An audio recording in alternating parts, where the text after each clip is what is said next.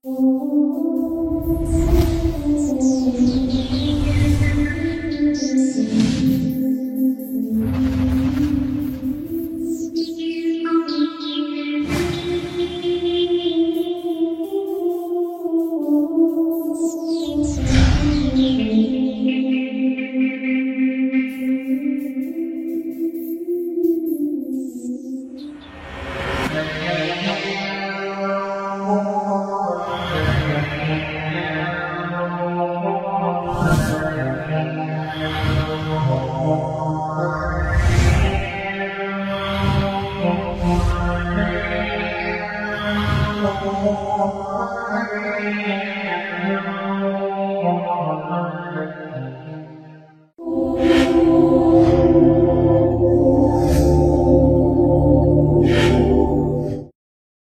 الله الرحمن الرحيم سبحان الذي أسرى بعبده ليلا من المسجد الحرام إلى المسجد الأقصى الذي باركنا حوله لنريه من آياتنا إنه هو السميع البصير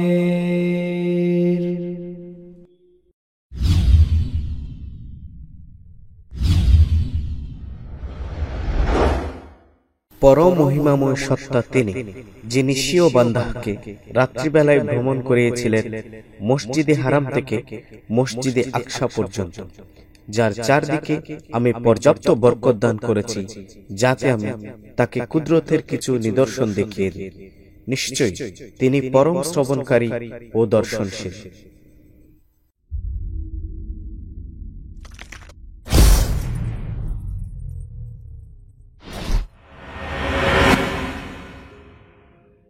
শেষ পয়গম্বর প্রিয় নবী হযরত মুহাম্মদ সাল্লাল্লাহু আলাইহি ওয়াসাল্লাম, তার উম্মত এবং পুরো ইসলামের জন্য মিরাজ একটি অত্যন্ত গুরুত্বপূর্ণ ঘটনা। রাসূল সাল্লাল্লাহু আলাইহি ওয়াসাল্লামের মিরাজে গমনের সময় আরবে নির্দিষ্ট কোনো বছর বা সনের প্রচলন না থাকায় কোন মাসের কোন তারিখে মিরাজ অনুষ্ঠিত হয়েছিল তা নিয়ে অনেক মতপার্থক্য রয়েছে। তবে কোরআন এবং হাদিসের বর্ণনা অনুযায়ী মিরাজ রাত্রে অনুষ্ঠিত হয়েছিল। মাসের ব্যাপারে কেউ বলেছেন মেরাজ অনুষ্ঠিত হয় রমজান মাসের 27 তারিখে, আবার কেউ বলেছেন সেটি ছিল রবিউল আউয়াল মাস, আবার অন্য কেউ বলেছেন মিরাজ অনুষ্ঠিত হয় রজব মাসের 27 তারিখ বা শাওয়াল মাসে। আর বছর সম্পর্কে বলা হয় রাসূল সাল্লাল্লাহু আলাইহি সাল্লামের হিজরতের 3 বছর পূর্বে। তাছাড়া মেরাজের ব্যাপারে মুসলিম শরীফে বর্ণিত আছে,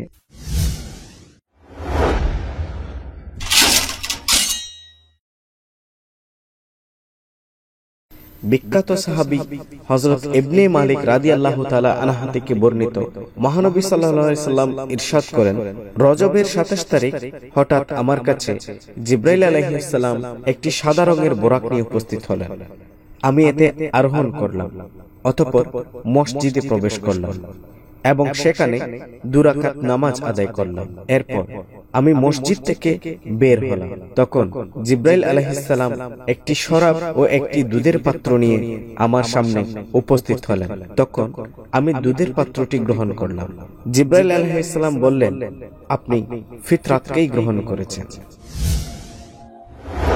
ঐতিহাসিক ইসলামিক স্কলারদের সিদ্ধান্ত অনুযায়ী বর্তমানে সারা বিশ্বে রজব মাসের 27 তারিখ প্রতি বছর মিরাজুন নবী পালন হয়ে আসছে। যাই হোক, মিরাজুন নবীর গুরুত্ব ইসলামে অপরিসীম, কেননা এই মিরাজের রজনীতে মহান আল্লাহ রাব্বুল আলামিন এই পৃথিবী থেকে 7 আসমান হয়ে আরশে আজিম পর্যন্ত তার প্রিয় হাবিবকে ভ্রমণ করিয়েছিলেন। তবে একটি বিষয় বিশেষভাবে উল্লেখ্য যে মিরাজের বিষয়ে একটু আগে তেলাওয়াতকৃত পবিত্র কোরআনের আয়াতে শুধুমাত্র রাসূল সাল্লাল্লাহু আলাইহি সাল্লামকে মসজিদুল হারাম থেকে মসজিদুল আকসা পর্যন্ত ভ্রমণ করানোর কথাই উল্লেখ রয়েছে। এজন্য যুগে যুগে অনেকেই মত ব্যক্ত করেন যে মিরাজুন নবী আসলে স্বপ্নযোগে সংগঠিত হয়েছে। এই মত প্রকাশের বেশ কয়েকটি কারণ রয়েছে এবং এর মধ্যে প্রধানত 3টি কারণকে উল্লেখ করা যেতে পারে। 1 নম্বর, মেরাজের ব্যাপারে পবিত্র কোরআনের সূরা বনী ইসরাঈলের 1 নম্বর আয়াতে রাসূল সাল্লাল্লাহু আলাইহি ওয়াসাল্লামকে শুধুমাত্র মসজিদুল হারাম থেকে মসজিদুল আকসা পর্যন্ত ভ্রমণ করানোর কথাই উল্লেখ করা হয়েছে। 2, মানব শরীর নিয়ে 7 আসমান ভ্রমণ করা সম্ভব নয়। 7 আসমান তো দূরের কথা, আমাদের দৃষ্টির মধ্যে সীমাবদ্ধ আসমানও ভ্রমণ করা সম্ভব নয় এবং বিজ্ঞানও তা প্রমাণ করে দেখিয়েছে। 3, এক রাতের কিছু অংশের মধ্যে পর্যায়ক্রমে প্রথম, দ্বিতীয়, তৃতীয়, চতুর্থ, পঞ্চম, ষষ্ঠ ও সপ্তম আসমান পর্যন্ত ভ্রমণ করা এবং বিভিন্ন আসমানে অবস্থানরত পূর্ববর্তী বিভিন্ন নবী রাসূলগণের সাথে সাক্ষাৎ, তাদের সাথে নামাজ আদায়, সিদরাতুল মুনতাহা হয়ে আরশে আজিম পর্যন্ত গমন, বেহেশত ও দোজখ পরিদর্শন করা ও আরও অন্যান্য বিষয় ইত্যাদি এক রাতের মধ্যে কিভাবে সম্ভব? কিন্তু মেরাজের ব্যাপারে সুস্পষ্টতাকে দৃঢ়ভাবে প্রকাশ করার জন্যই আল্লাহ সুবহানাহু ওয়া তাআলা কোরআনের অন্যত্র অর্থাৎ সূরা আন-নাজমের 17 এবং 18 নম্বরে আয়াতে বলেছেন, ما زاغ البصر وما طغى لقد رأى من آيات ربه الكبرى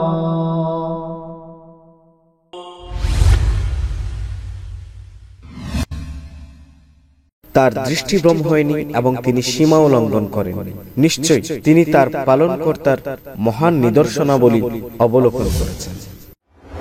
মেরাজ থেকে আসার পর যখন রাসূল সাল্লাল্লাহু আলাইহি সাল্লাম মেরাজের রাত্রির ঘটনা বর্ণনা করলেন, তখন তো ইসলামের শত্রুরা অট্টহাসিতে ফেটে পড়লই, সাথে সাথে কিছু নও মুসলমানদের কপালেও চিন্তার ভাঁজ পড়েছিল।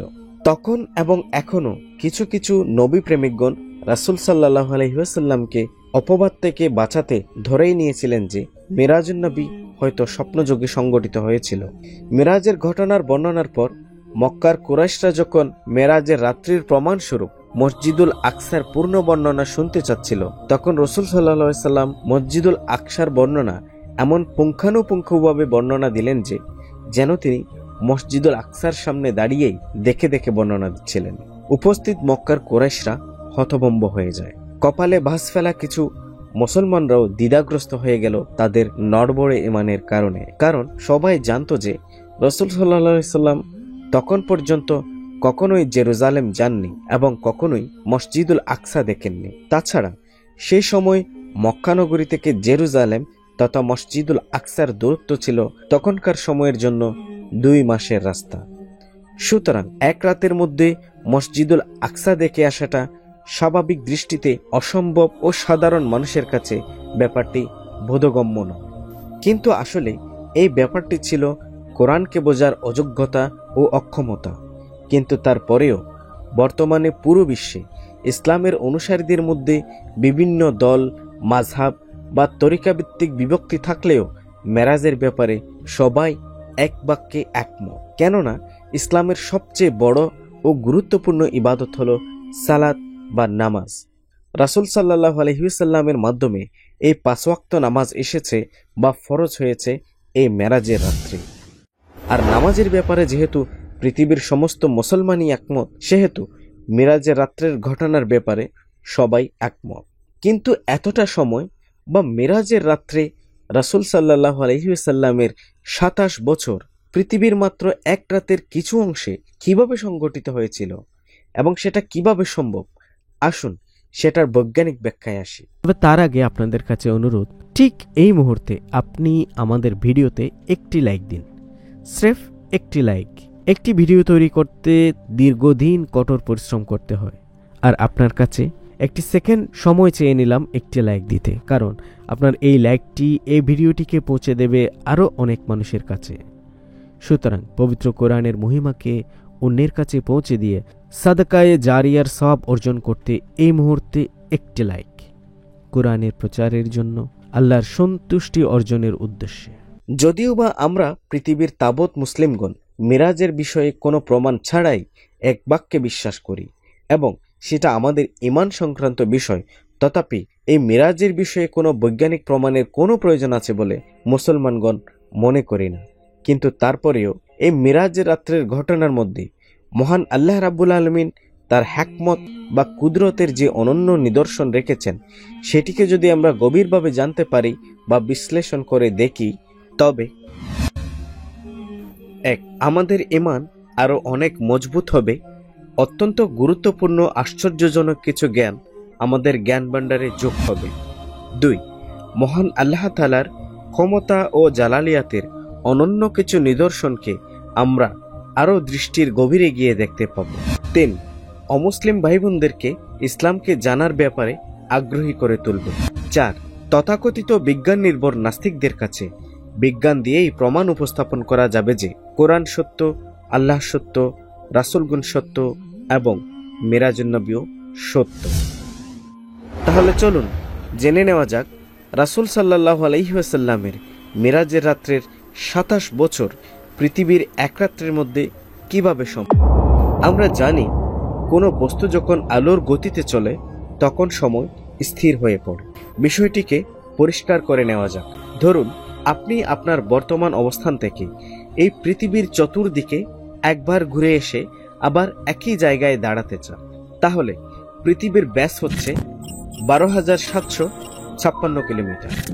যদি আপনি একদিনে বা 24 ঘন্টায় 5 কিলোমিটার পথ অতিক্রম করেন, তবে পৃথিবী প্রদক্ষিণ করতে আপনার সময় লাগবে 12,756 ভাগ 5 সমান 2,551.2 দিন, বা বছর হিসাবে 2,551.2 ভাগ 365, যেহেতু 365 দিনে এক বছর।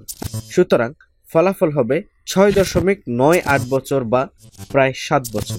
অর্থাৎ দিনে 5 কিলোমিটার পায়ে হেঁটে পৃথিবীর চতুর্দিকে একবার ঘুরে আসতে আপনার সময় লাগবে প্রায় 7 বছর। এবার যদি আপনি একটি দ্রুতগামী বাস যোগে একদিনে 1000 কিলোমিটার পথ পাড়ি দেন, তবে পুরো পৃথিবীর চতুর্দিকে ঘুরে আসতে আপনার সময় লাগবে 12,756 কিলোমিটার বা 1000 কিলোমিটার। ফলাফল 12.756 দিন বা 12.5 দিনের চেয়ে কিছু বেশি সময়। অর্থাৎ দ্রুতগামী বাস যোগে আপনার পুরো পৃথিবী ঘুরে আসতে সময় লাগবে 12.5 দিন। এবার যদি আপনি ঘন্টায় 500 কিলোমিটার গতিসম্পন্ন একটি বিমানের সাহায্যে পৃথিবী প্রদক্ষিণ করেন, তবে আপনার সময় লাগবে 12,756 ভাগ 500। ফলাফল 25.512 ঘন্টা বা একদিন 1 ঘন্টার চেয়ে কিছু বেশি সময়। এখানে লক্ষ্য করুন, আমাদের পৃথিবী প্রদক্ষিণে যানবাহন পরিবর্তনের সাথে সাথে আমাদের গতি যতই বৃদ্ধি পাচ্ছে সময়ের মান ততই কমে যাচ্ছে। অর্থাৎ পায়ে হাঁটার চেয়ে বাসে গেলে সময় অনেক কম লাগছে, আবার বাসের চাইতে বিমানে গেলে সময় আরও কমে যাচ্ছে। এবার যদি আপনি অ্যাপোলো 11 নামের যে রকেটে করে নীল আর্মস্ট্রং, মাইকেল কলিন্স এবং এডউইন অল্ড্রিন জুনিয়র 1969 সালের 21শে জুলাই চাঁদে ভ্রমণ করেছিলেন, সেটিতে করে পৃথিবী প্রদক্ষিণ করেন, তবে আপনার কত সময় লাগতে পারে? অ্যাপোলো 11 এর গতি ছিল সেকেন্ডে 12 কিলোমিটার।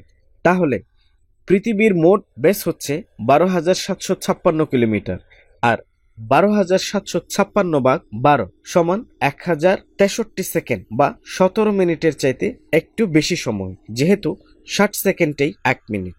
তাহলে দেখুন, আপনার পায়ে হেঁটে 7 বছরের রাস্তা অ্যাপোলো 11 নামের রকেটের জন্য মাত্র 17 মিনিট। প্রিয় দর্শক, এই মুহূর্তে ভাবুন তো, সময় এবং গতির এই সম্পর্কের সাথে আপনি মেরাজের রাত্রে রাসূল সাল্লাল্লাহু আলাইহি ওয়াসাল্লামের সপ্ত আকাশ ভ্রমণের কোনো ইঙ্গিত বা ক্লু খুঁজে পাচ্ছেন কিনা? আসুন আরো ক্লিয়ার হওয়া যাক। এবার একটু ভেবে বলুন তো, এই পৃথিবীর বা মহাজগতের সবচেয়ে দ্রুতগামী বস্তু কি? যারা পারছেন না জানিয়ে দিচ্ছি, এই মহাজগতের সবচেয়ে দ্রুত গতি সম্পন্ন বস্তু হচ্ছে আলো। আলো প্রতি সেকেন্ডে 3 লক্ষ কিলোমিটার পথ পাড়ি দেয়। যদি আপনি একটি টর্চ লাইট জ্বালিয়ে চাঁদের দিকে তাক করেন, বা সেই টর্চের আলো মাত্র 1 সেকেন্ডের একটু বেশি সময়ে চাঁদে পৌঁছে যাবে, কেননা পৃথিবী হতে চাঁদের দূরত্ব 3,84,400 কিলোমিটার। আপনি যদি দিনে 5 কিলোমিটার পায়ে হেঁটে চাঁদে যেতে চান, তবে আপনার সময় লাগবে 211 বছর। এবার যদি আপনি এই আলোর গতিতে পৃথিবী ভ্রমণ করেন, তবে 1 সেকেন্ডে 24 বার এই পৃথিবীর চতুর্দিকে ভ্রমণ করে আসতে পারবেন। কেননা আলোর গতি সেকেন্ডে 3 লক্ষ কিলোমিটার, কিন্তু পৃথিবীর ব্যাস মাত্র 12,756 কিলোমিটার। তাহলে রাসূল সাল্লাল্লাহু আলাইহি সাল্লাম কি আলোর গতিতে ঊর্ধ্বাকাশ ভ্রমণ করেছিলেন মেরাজের রাত্রে? না, কারণ বিজ্ঞান আমাদের জানাচ্ছে বর্তমানের সবচেয়ে আধুনিক প্রযুক্তি ব্যবহার করে এই মহাবিশ্বের বা সপ্ত আকাশের সর্বশেষ সীমানা যতটুকু পর্যন্ত মানুষ জানতে পেরেছে তার দূরত্ব 20 বিলিয়ন আলোকবর্ষ, অর্থাৎ মানুষ মহাবিশ্বের সর্বশেষ দূরত্ব 20 বিলিয়ন বা 20,000 কোটি আলোকবর্ষ দূরত্ব পর্যন্ত আবিষ্কার করতে পেরেছে। অর্থাৎ এই পর্যন্ত আবিষ্কৃত মহাবিশ্বের শেষ সীমানা পর্যন্ত পৌঁছতে আলোর গতিতে সময় লাগবে 20,000 কোটি বছর। কিন্তু রাসূল সাল্লাল্লাহু আলাইহি ওয়াসাল্লাম এই অসম্ভব সুদীর্ঘ পথ পাড়ি দিয়ে আবার সেখান থেকে ফিরে এসেছেন এক রাত্রের মধ্যেই। তাহলে এক স্পষ্ট প্রতীয়মান হয় যে তিনি আলোর গতির চাইতেও কোটি গুণ স্পিডে পথ পাড়িয়ে দিয়েছিলেন। তাহলে আল্লাহ সুবহানাহু ওয়া তাআলা কি আলোর গতির চাইতে কোটি গুণ স্পিডের কোনো কিছু সৃষ্টি করেছিলেন বা করতে পারেন?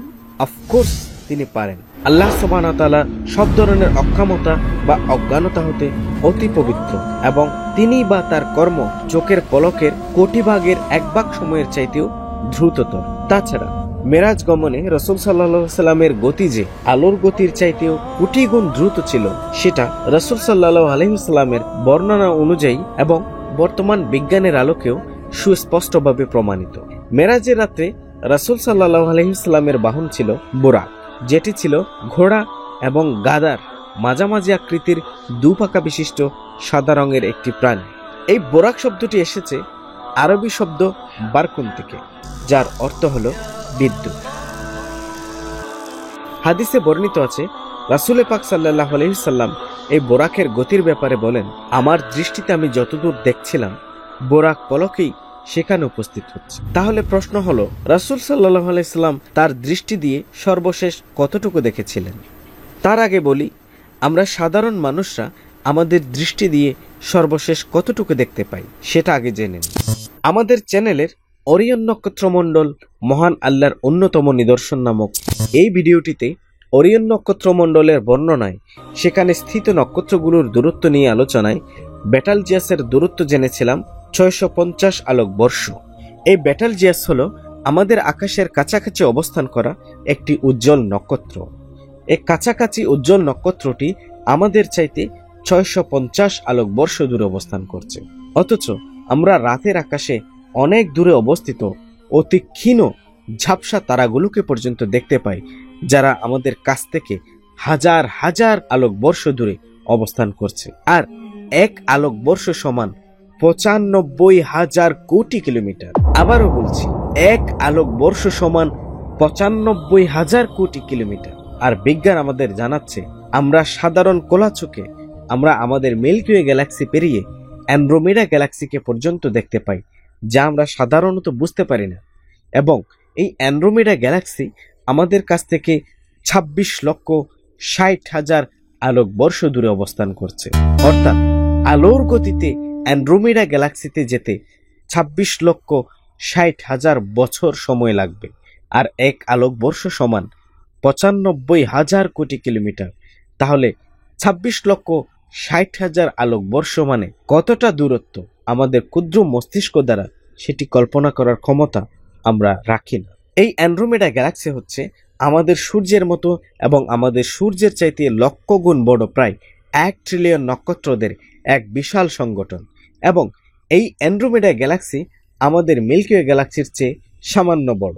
এবার মূল কথায় যদি আসি, আমরা সাধারণ মানুষরা যদি এক পলকে 27,60,000 আলোকবর্ষ দূরে অবস্থান করা কোনো বস্তুকে দেখতে পাই, তবে সর্বশ্রেষ্ঠ পয়গম্বর নিশ্চয়ই আমাদের চাইতে অনেক গুণ বেশি দেখতে পেতেন। এবং কত বেশি দেখতে পেতেন সেটা তিনি এবং আল্লাহ ছাড়া আর কেউ জানে না।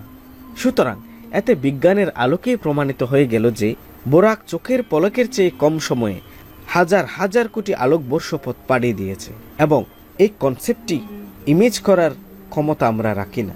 সুতরাং এতে আর কোনো সন্দেহ থাকার কথা নয়।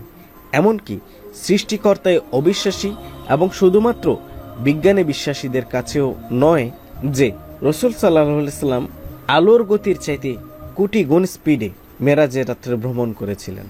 এই তো গেল মেরাজের রাত্রে রাসূল সাল্লাল্লাহু আলাইহি ওয়াসাল্লামের ভ্রমণের গতি এবং তার বর্ণনার বৈজ্ঞানিক তত্ত্বের আলোকে তার প্রমাণের কথা। এখন আসা যাক মেরাজের রাত্রের ২৭ বছরের সমস্ত ঘটনা পৃথিবীর মাত্র এক রাত্রে কিভাবে ঘটেছে সেটাকে অ্যানালাইসিস করার ব্যাপারে। এখানেও বিজ্ঞান দ্বারা সময়ের আপেক্ষিকতার তত্ত্বমতে বিষয়টি সুস্পষ্টভাবে প্রমাণিত। আমরা যারা হাসরের একদিন সমান পৃথিবীর ৫০,০০০ বছর কিভাবে সম্ভব এই ভিডিওটি দেখেছি, তারা আমাদের সৌরজগতের সবগুলো গ্রহের স্থানীয় সময়ের আপেক্ষিকতার ভিন্নতাকে খুব সুস্পষ্টভাবেই লক্ষ্য করেছে।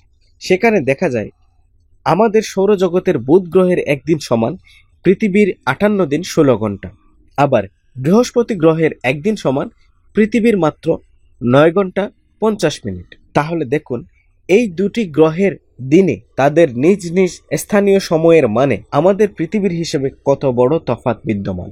যা হোক, গ্রহগুলোর দিনকে যদি ২৪ ঘন্টায় একদিন হিসেবে ধরে তাদের স্থানীয় সময়ের মানকে ২৪ দিয়ে ভাগ করি, তাহলে দেখা যায় যে বুধ গ্রহের একদিন সমান যেহেতু আমাদের পৃথিবীর ৫৮ দিন ১৬ ঘন্টা বা ৫৮.৭৫ দিন, সুতরাং এই ৫৮.৭৫কে যদি ২৪ দিয়ে ভাগ করা হয় তাহলে ফলাফল হয় ২.৪৪ দিন, বা বুধ গ্রহের ১ ঘন্টা সমান পৃথিবীর ২.৪৪ দিন বা কিছু কম ২.৫ দিন।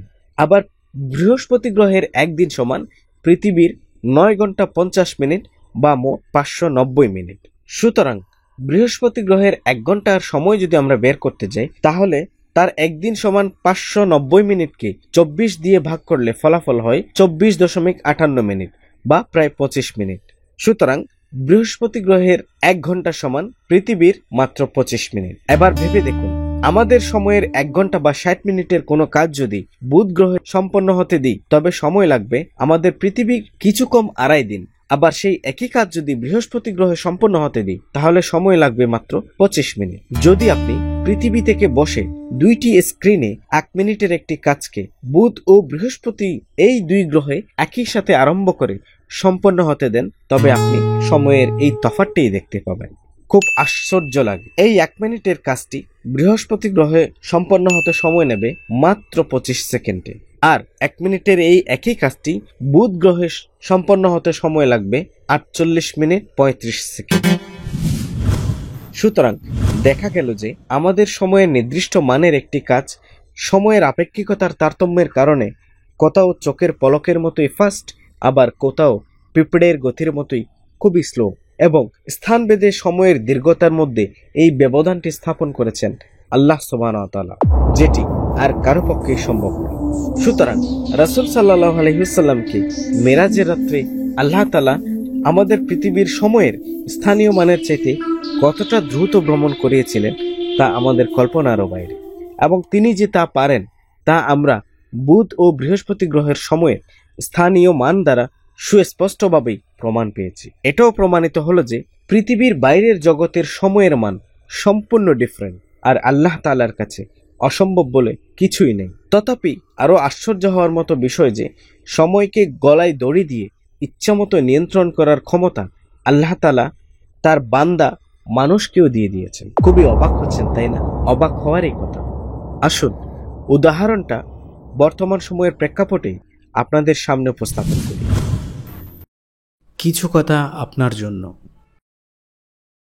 পবিত্র কোরআনের যুগশ্রেষ্ঠ বিজ্ঞানভিত্তিক গবেষণালব্ধ এই দাওয়াতি প্রচারকে বিরতিহীনভাবে চালিয়ে নিয়ে যেতে আপনাদের সহযোগিতা একান্ত প্রয়োজন, হোক সেটা ১০ টাকা থেকে শুরু করে আপনার তৌফিক অনুযায়ী। মনে রাখবেন, আল কোরআন কি টু দ্য মডার্ন সায়েন্স শুধু একটি সাধারণ ইউটিউব চ্যানেল বা ফেসবুক পেজ নয়, এটি একটি কোরআনিক সায়েন্স রিসার্চ সেন্টার বা কোরআনে সন্নিবিষ্ট বিজ্ঞান গবেষণা প্রতিষ্ঠান, যেটি চালিয়ে নিয়ে যেতে প্রতি মুহূর্তে প্রয়োজন হচ্ছে দক্ষ জনবল ও উন্নত প্রযুক্তি, এবং ব্যয় হচ্ছে অনেক অর্থ। তাই পবিত্র কোরআনের যুগোপযোগী গবেষণা ও প্রচারের এই কাফেলায় আপনিও শরিক হয়ে সাদাকায়ে জারিয়ার মতো বিরতিহীন নেকি অর্জন করতে সহযোগিতা করুন আমাদের বিকাশ, নগদ ও রকেট নাম্বার 01736 355965 আপনার তৌফিক অনুযায়ী অর্থ প্রেরণের মাধ্যমে। রকেটের মাধ্যমে অর্থ প্রেরণ করতে পুরো নম্বরের শেষে একটি অতিরিক্ত 4 যুক্ত হবে। আমাদের আরও সহযোগিতা করতে পারেন স্ক্রিনে উল্লেখিত ব্যাংক অ্যাকাউন্টসমূহে অর্থ প্রেরণের মাধ্যমে, যেই ব্যাংক অ্যাকাউন্টগুলোর বিবরণ ভিডিও ডিসক্রিপশনেও উল্লেখ থাকবে। মহান আল্লাহ তাআলা আমাদের সবাইকে কোরআনের প্রচারে শরীক হওয়ার তৌফিক দান করুন। আমরা জানি মানুষ এই পৃথিবীর তাবৎ আমূল পরিবর্তন ঘটিয়েছে এক বিশেষ যন্ত্রের সাহায্যে। সেই যন্ত্রটির নাম কম্পিউটার। এই কম্পিউটার দিয়ে মানুষ বিপ্লব ঘটিয়েছে সর্বক্ষেত্রে। আমরা যারা সাধারণত ব্যক্তিগতভাবে বা অফিস আদালতে যে ল্যাপটপ বা ডেস্কটপ কম্পিউটার ব্যবহার করি, সেটি হচ্ছে কম্পিউটারের সবচেয়ে ক্ষুদ্র সংস্করণ বা মাইক্রো কম্পিউটার। বর্তমান সময়ের কম্পিউটারের সবচেয়ে উন্নত সংস্করণের নাম সুপার কম্পিউটার। একটি সুপার কম্পিউটার আমাদের সাধারণ কম্পিউটারের চাইতে লক্ষ গুণ শক্তিশালী এবং লক্ষ গুণ দ্রুত গতিতে কাজ করতে পারে। বুর্জ খলিফার মতো সবচেয়ে উঁচু 163 তলা বিশিষ্ট আকাশচুম্বী অট্টালিকা নির্মাণ, পদার্থের সবচেয়ে ক্ষুদ্র অংশ 1 মিলিমিটার বর্গের চুলের চাইতে 10 লক্ষ গুণ ছোট পরমাণু এবং সেই পরমাণুর চাইতেও 10,000 গুণ ছোট নিউক্লিয়াস এবং এই নিউক্লিয়াসের চাইতে আরো ক্ষুদ্র পার্টিকেলস কোয়ার্ককে শনাক্ত করা ও দেখা হয়েছে এই সুপার কম্পিউটারের সাহায্যে।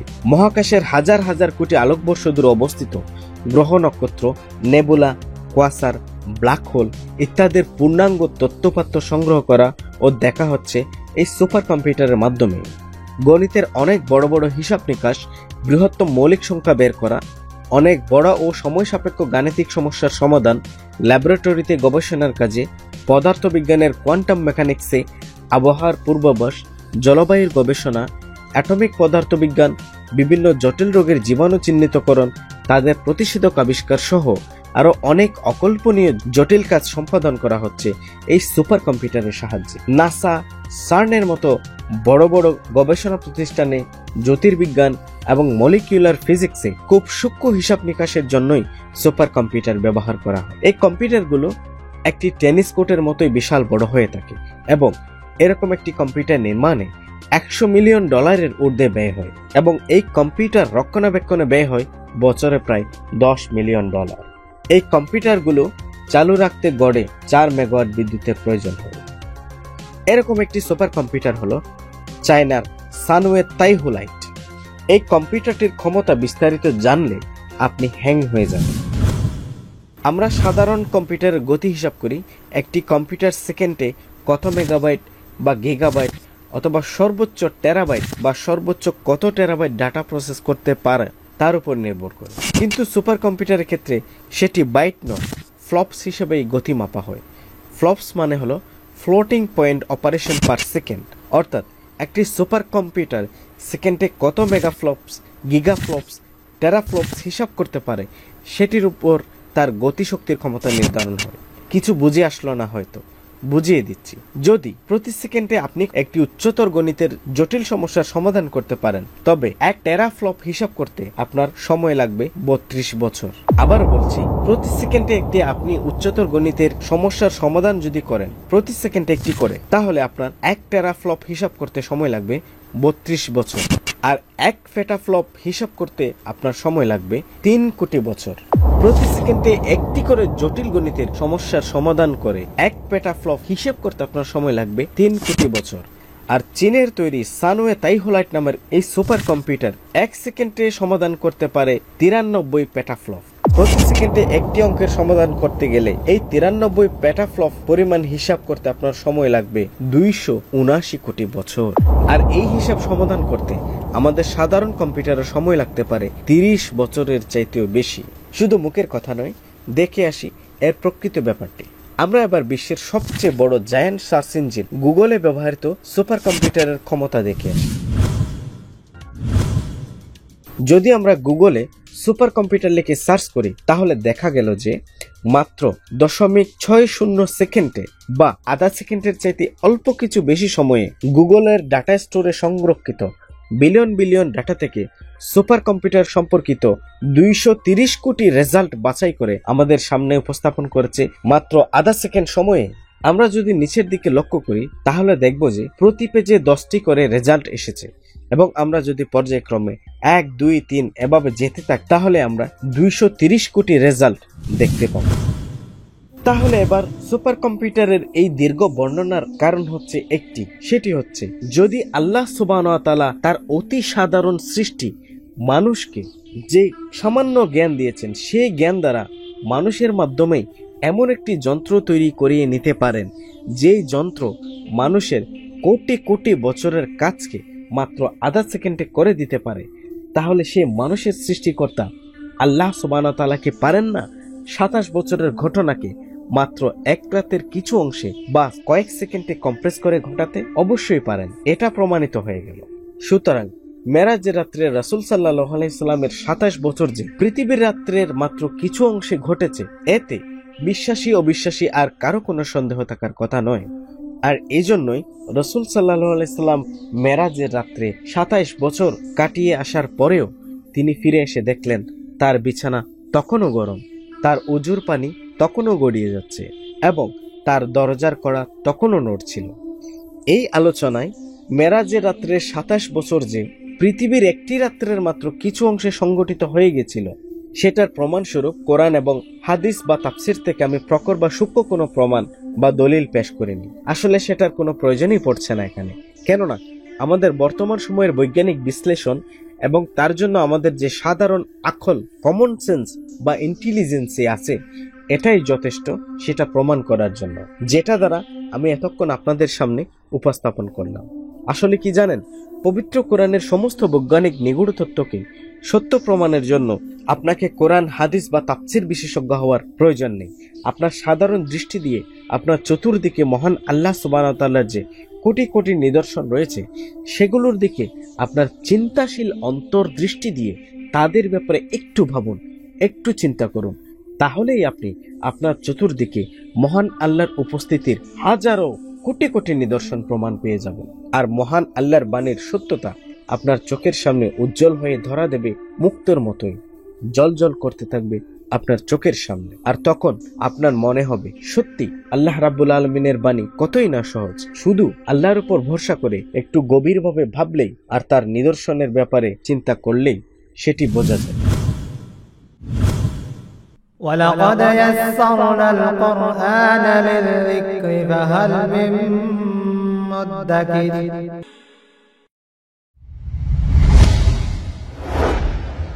আমি এই কোরআনকে সহজ করে দিয়েছি বোঝার জন্য, অতএব চিন্তাশীল কেউ কি আছে?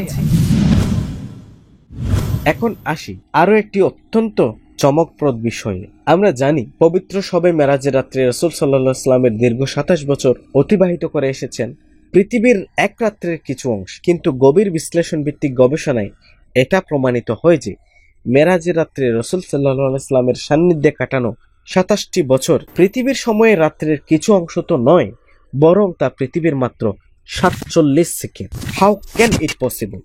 আসুন এর বৈজ্ঞানিক ব্যাখ্যা। পৃথিবীর সময়ের মান এবং পৃথিবীর বাইরের জগতের সময়ের মানের মধ্যে যে অকল্পনীয় ব্যবধান আছে, সেটা আমরা সুস্পষ্ট প্রমাণ পাই আইনস্টাইনের সময়ের আপেক্ষিকতার তত্ত্ব মতে।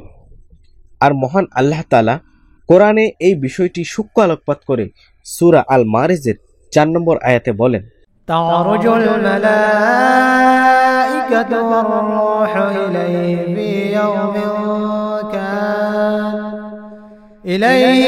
يوم كان مقداره 50,000 سنة। ফেরেশতা এবং রূহ আল্লাহর দিকে ঊর্ধ্বগামী হয় এমন একদিন, যে দিনের হিসেবে পার্থিব 50,000 বছরের সমান। এই কথাতে চিন্তাশীল জ্ঞানী সমাজের মনে মুহূর্তে যে রহস্যময় অমীমাংসিত প্রশ্নটি দাঁড়িয়ে যাবে, সেটি হলো একদিন সমান 50,000 বছর, এটির ব্যাখ্যাটা কিরকম বা কিভাবে সম্ভব? এই ব্যাখ্যাটিকে আসুন একটু বিশ্লেষণ করে দেখি। এখন যদি একদিন সমান 50,000 বছর হয়, তাহলে যদি হিসেবটি একটু মিলিয়ে দেখি, আমাদের 7 সেকেন্ডে 1 মিনিট, 60 মিনিটে 1 ঘন্টা এবং 24 ঘন্টায় 1 দিন, তাহলে 1 মিনিটে হয় 60 সেকেন্ড, 1 ঘন্টায় হয় 60 গুণ 60 সমান 3600 সেকেন্ড এবং 1 দিনে হয় 3600 গুণ 24, 86,400 সেকেন্ড। এখন যদি পৃথিবীর প্রতি সেকেন্ডকে পৃথিবীর বাইরের জগতের 1 বছর ধরা হয়, তবে পৃথিবীর একদিন সমান হয় পৃথিবীর বাইরের জগতের ৮৬,৪০০ বছর। কিন্তু আল্লাহ সুবহানাহু ওয়া তাআলা বলছেন একদিন সমান ৫০,০০০ বছর। তাহলে প্রশ্ন দাঁড়ায়, পৃথিবীর কত সেকেন্ডে বাইরের জগতের 1 বছর? সেটির হিসাব করতে ৮৬,৪০০কে ভাগ দিতে হবে ৫০,০০০ দিয়ে, আর তার ফলাফল হয় ১.৭28 সেকেন্ড, বা মহান আল্লাহর কথা মতো পৃথিবীর কিছু কম 2 সেকেন্ডে পৃথিবীর বাইরের জগতের 1 বছর। তাহলে রাসূল সাল্লাল্লাহু আলাইহি সাল্লামের মেরাজের রাত্রে ঊর্ধ্ব জগতে আল্লাহর সান্নিধ্যে কাটিয়েছেন 27 বছর। তাহলে পৃথিবীর সময়ে সেটির হিসেবটি বের করতে গেলে আমাদেরকে 27 দিয়ে গুণ দিতে হবে 1.782 সেকেন্ডকে, আর 27 দিয়ে যদি 1.782 সেকেন্ডকে গুণ করি তাহলে তার ফলাফল হয় 46.656 সেকেন্ড, অর্থাৎ প্রায় 47 সেকেন্ড।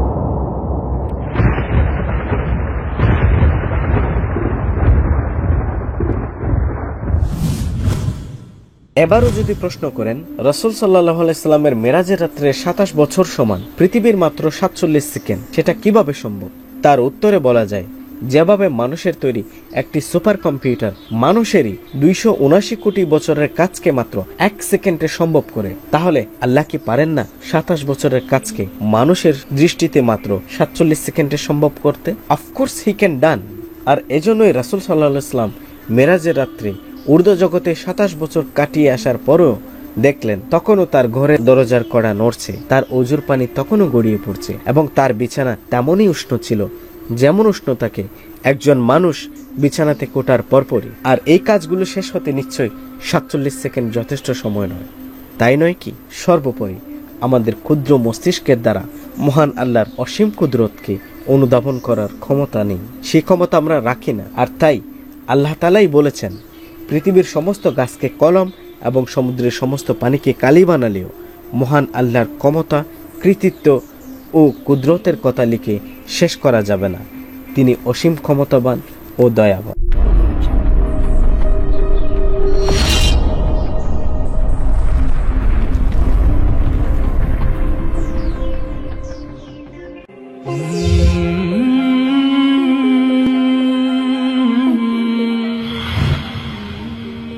আসসালামু আলাইকুম ওয়া রাহমাতুল্লাহি ওয়া বারাকাতুহু।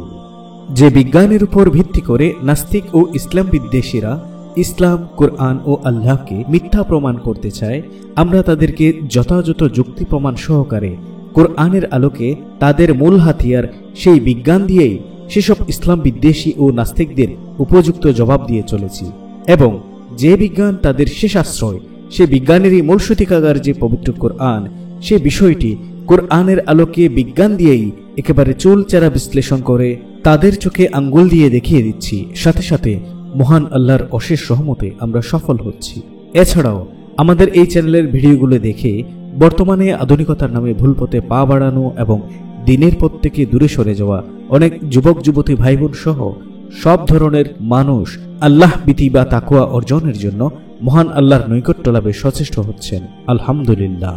আর তাই দিনের এই প্রচার ও প্রসারে আমাদেরকে সহযোগিতা করুন, কেননা মহান আল্লাহর রহমত ছাড়া ও আপনাদের সহযোগিতা না পেলে আর্থিক অপারগতার কারণে আমরা হয়তো একদিন থেমে যাবে আমাদের এই অগ্রযাত্রা। আর তার কারণে হয়তো বাংলার জমিনে এতটা শক্তিশালী ও কঠোরভাবে নাস্তিকদের জবাব দিয়ে নাস্তিক্যবাদের শিকড় উৎপাটনের জন্য এবং বর্তমান সময় উপযোগী করে মানুষকে আল্লাহর পথে আহ্বান করতে অন্য কারো হয়তো অনেক সময় লেগে যেতে পারে, অথবা অন্য কেউ নাও আসতে পারে। আর তাই সব ধরনের মানুষকে আল্লাহর পথে আহ্বানে এই অগ্রযাত্রায় আমাদেরকে সহযোগিতা করুন। 10-এর লাঠি 1-এর বোঝা, আপনার তৌফিক অনুযায়ী 10 টাকা হতে শুরু করে তার ঊর্ধ্বে যতটা সম্ভব নিঃসংকোচে আমাদের সহযোগিতা করতে পারেন। আমাদের অনেক প্রযুক্তিগত সীমাবদ্ধতা ও অভাব রয়েছে, যার কারণে আমাদের একটি ভিডিও তৈরি করতে অনেক সময় লেগে যায়। আপনাদের ক্ষুদ্র অনুদানমূলক সহযোগিতায় আমাদেরকে এই অভাব থেকে মুক্তি দিতে পারে ইনশাআল্লাহ। আর তাই আমাদের সহযোগিতা করতে পারেন আমাদের অফিসিয়াল পার্সোনাল বিকাশ নম্বর 01736355965 এই নম্বরে সেট মানি করে, অথবা আল কোরআন কি টু দ্য মডার্ন সায়েন্সের সম্মানিত প্রতিষ্ঠাতা ও পরিচালক এবং এই চ্যানেলের কোরআন ও বিজ্ঞান ভিত্তিক সমস্ত এপিসোডের নির্মাতা বা এই চ্যানেলের অ্যাডমিন মোহাম্মদ সাজ্জাদ হাসান খান বাপ্পির পূবালী ব্যাংকের ব্যক্তিগত অ্যাকাউন্ট নাম্বার 0443101134308 আপনার দানের অর্থ প্রেরণ করে আমাদের সহযোগিতার হাত বাড়িয়ে দিতে পারেন। কত টাকাই তো আমরা বিভিন্ন অপ্রয়োজনীয় পারপাসে ব্যয় করে অপচয় করি, আমরা কি পারি না তা থেকে কিছু অংশ এই আল্লাহর পথে আহ্বানকারী চ্যানেলকে সহযোগিতা করতে? নিশ্চয়ই পারি।